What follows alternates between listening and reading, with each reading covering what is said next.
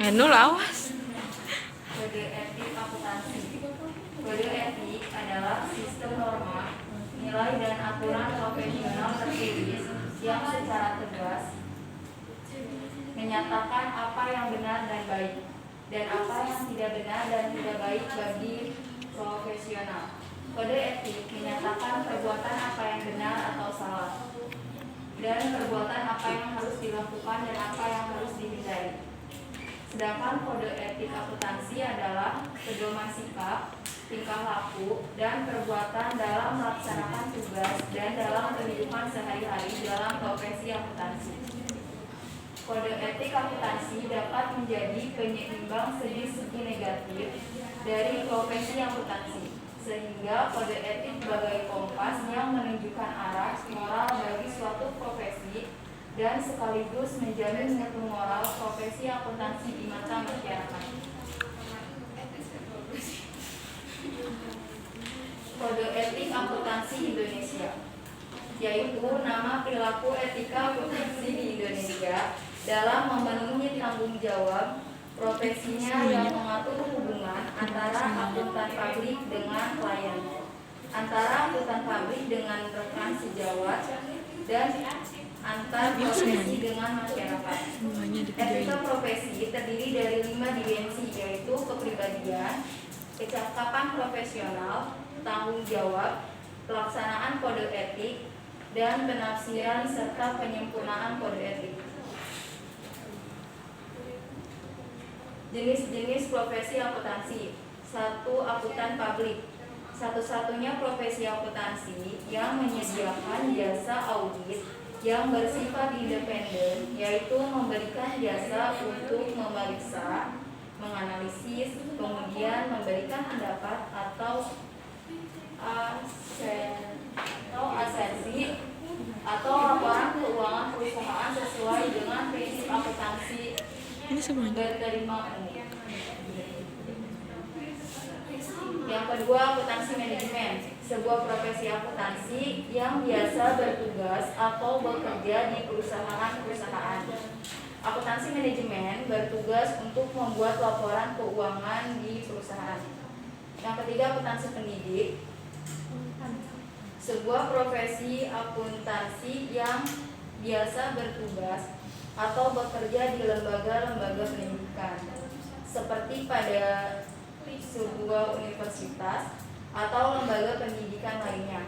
Akuntan pendidik bertugas memberikan pengajaran tentang akuntansi pada pihak-pihak yang membutuhkan.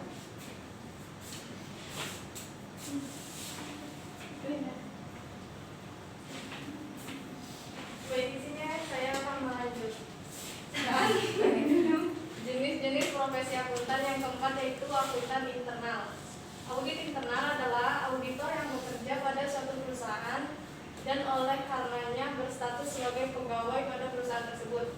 Tugas audit yang dilakukan terutama ditujukan untuk membantu manajemen perusahaan tempat di mana ia bekerja. Yang kelima, konsultansia atau SIP.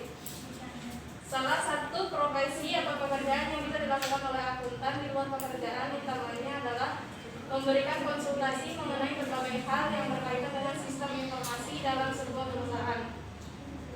Seorang konsultansia atau SIM dituntut harus mampu menguasai sistem teknologi, komputerisasi, di samping menguasai ilmu akuntan yang menjadi makanan sehari-harinya. Yang keenam, akuntan pemerintah adalah akuntan profesional yang bekerja di instansi pemerintah yang tugas pokoknya melakukan pemeriksaan terhadap pertanggungjawaban keuangan yang disajikan oleh unit-unit organisasi dalam pemerintah atau pertanggungjawaban keuangan yang ditunjukkan kepada pemerintah. Prinsip etika profesi Ikatan Akuntan Indonesia. Yang pertama, tanggung jawab profesi. Yang kedua, kepentingan publik. Yang ketiga, integritas. Yang keempat, objektivitas. Yang kelima, kompetensi dan kehati-hatian profesional. Yang keenam, kerahasiaan. Yang ketujuh, perilaku profesional. Dan yang kedelapan, standar teknis. Garis besar kode etik dan perilaku profesional. Yang Yang pertama, kontribusi untuk masyarakat dan kesejahteraan manusia. Yang kedua, hindari menyakiti orang lain. Yang ketiga, bersikap jujur dan dapat dipercaya. Keempat, bersikap adil dan tidak mendiskriminasi. Yang kelima, hak milik yang termasuk hak cipta dan hak paten. Yang keenam, memberikan kredit yang pantas untuk properti intelektual.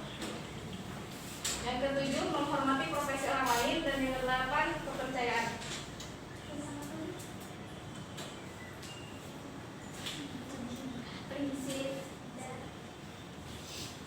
Next.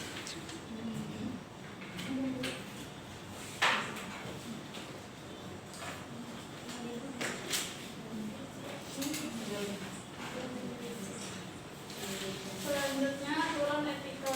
Yang pertama, independensi.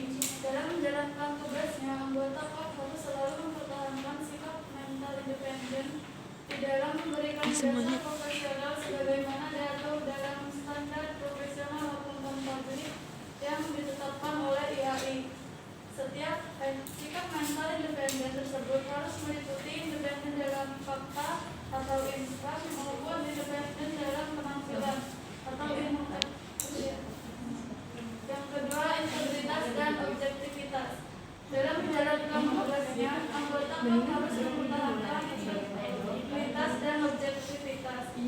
Harus bebas dari benturan kepentingan atau konflik of interest dan tidak boleh membiarkan faktor salah saji material atau material misstatement yang diketahuinya atau mengalihkan atau mensubordinasikan kewibawaannya kepada pihak lain.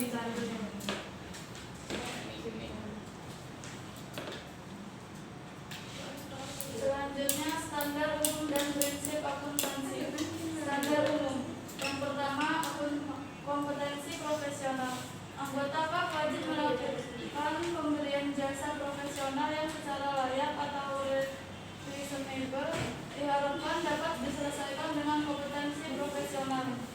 Yang kedua, kecermatan dan kesesamaan profesional. Anggota PAP wajib melakukan pemberian jasa profesional dengan kecermatan dan kesesamaan profesional. Yang ketiga, perencanaan dan supervisi.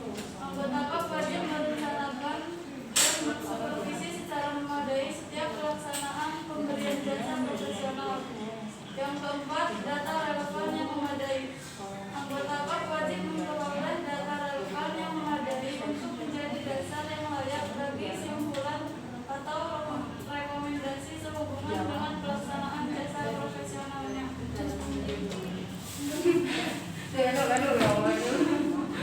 Selanjutnya, prinsip akuntansi.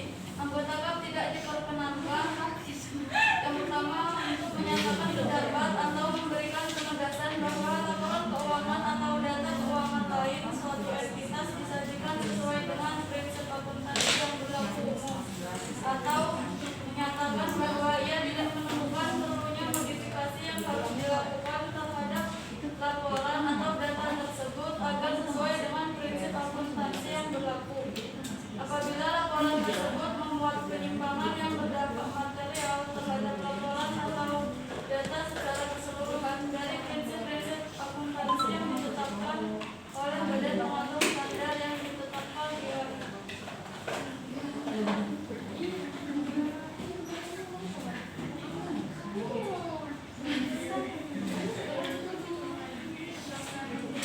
Lanjutannya tadi itu tanggung jawab kepada klien, informasi klien yang rahasia.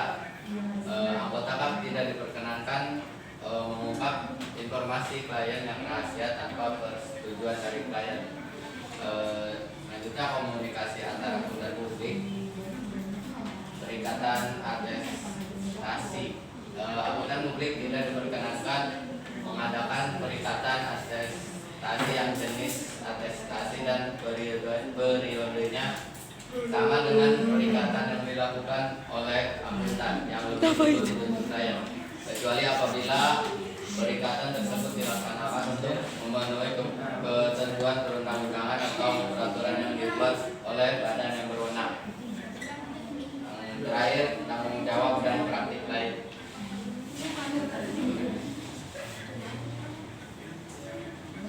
RUU Profesi akuntan.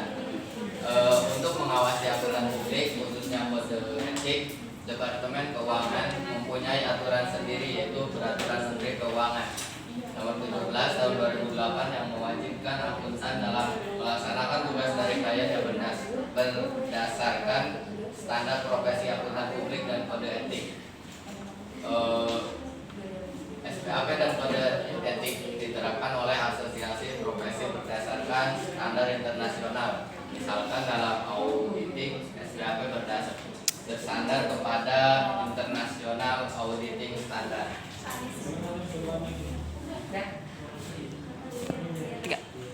Kesimpulannya, kode etik akuntansi adalah pedoman sikap, tingkah laku dan perbuatan dalam melaksanakan tugas dan dalam kehidupan sehari-hari dalam profesi akuntansi.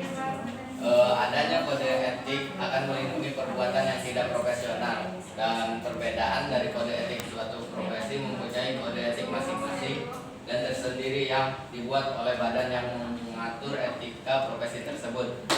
Poin yang kedua, pelanggaran kode etik tidak diadili oleh pengadilan, karena melanggar kode etik tidak selalu berarti melanggar hukum, tapi pelanggaran kode etik akan diperiksa oleh majelis kode etik dan setiap profesi tersebut. 3. Mungkin segitu pemaparan dari kami. Jika ada hal yang ingin dipertanyakan, persilakan. 3. Izin bertanya ya, boleh buka yang slide sebelumnya saya yang nanya tentang memberikan kredit yang pantas untuk properti intelektual itu maksudnya bagaimana? Dijelaskan lagi. Terima kasih. Ayo gengs. 3. Yang mana sobat yang mana? Di prinsip etika profesi.